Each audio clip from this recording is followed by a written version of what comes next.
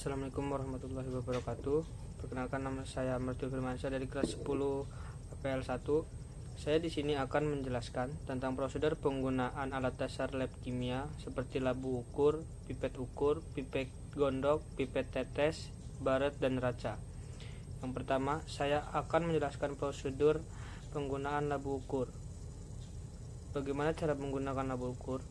Yang pertama, masukkan sampel yang ingin diencerkan. Kedua, tambahkan aquades ke dalam labu ukur hingga tanda batas. Ketiga, kocok larutan hingga campuran merata. Keempat, larutan sudah jadi dan siap digunakan. Yang kelima, masukkan larutan tersebut ke dalam botol bahan dan simpan di tempat yang sesuai. Yang kedua, yaitu proses penggunaan pipet ukur. Yang pertama, pasang atau hubungkan pipet ukur dengan rubber bulb atau electronic pipette controller. Pastikan terpasang dengan benar. Yang kedua, ambil larutan yang ingin dipindahkan, sesuaikan volumenya dan pindahkan ke wadah yang diinginkan. Lalu pipet gondok. Caranya adalah dengan memasukkan sedikit cairan yang akan dipindahkan ke dalam tabung. Kemudian posisikan pipet secara horizontal. Lalu putar sedemikian rupa agar cairan menyentuh semua permukaan dalam pipet. Buang cairan tersebut ke tempat pembuangan. Prosedur penggunaan pipet tetes adalah dengan menekan bagian karet untuk mengeluarkan udaranya terlebih dahulu sebelum dimasukkan ke dalam zat cair.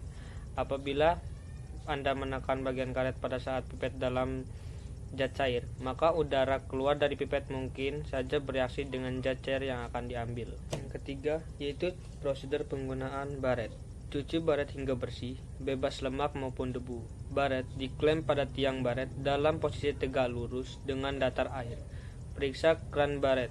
Kran harus mudah diputar dan tidak bocor. Bila kran sukar diputar atau bocor, lepaskan kran tersebut dan olesilah permukaan dengan vaselin.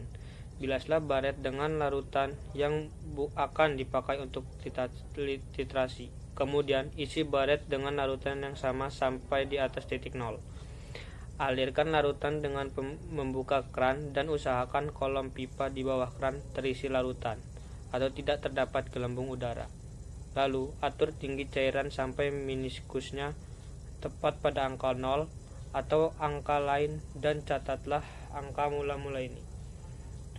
Lalu mulailah titrasi. Tangan kiri memegang keran sambil memutarnya dengan tangan kanan memegang labu Erlenmeyer yang berisi cairan yang akan dititrasi. Selama titrasi, labu Erlenmeyer digoyang-goyang dengan gerakan berputar agar larutan bercampur. Yang terakhir adalah cara menggunakan raca. Yang pertama, putar sekrup yang berada di bagian atas piringan raca ke kiri, ke kanan, ke kiri. Posisi 2 garis pada neraca sejajar. Hal ini dilakukan untuk mengalibrasi neraca yang akan digunakan untuk menimbang.